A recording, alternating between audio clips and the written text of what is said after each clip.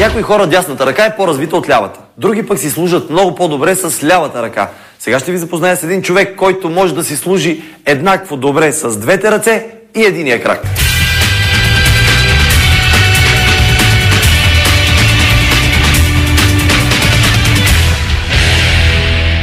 От колко време се занимаваш с рисуване? Ами малко труден въпрос. Преди да почна да говоря, съм започнал да рисувам, значи близо 23-4 години. Имам запазени рисунки, когато съм бил в болницата на година и 6 месеца, година и 8 месеца, папки, кучета, което може да се разпознае. А когато съм бил гладен, не съм искал кремвиш, съм рисувал кремвиш, че не мога да го кажа. На кой най-известен човек си правил карикатури? Ами, български, които имат подаръци, нали, Георги Китов е единия. Да. Заедно с Великата маска.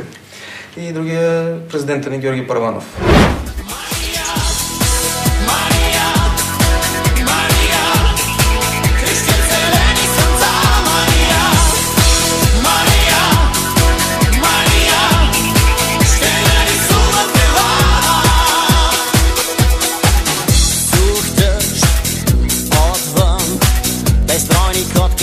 Стъпват към нечий сам, спрял вик, шепти, кръстосват улици безбройните светлини. Лепачи утът се в съня, навън нощта е мания, мания. Мания, мания. Как откри, че можеш да рисуваш с две ръце и един крак? Ами по принцип рисувам с дясната ръка. И поради причината, че много рядко бъркам с нея, имах само двойки по рисуване, защото исках всичко да е криво, да е разкривено и така нататък по практиките. И се принудих 2 години рисувах само с лявата ръка.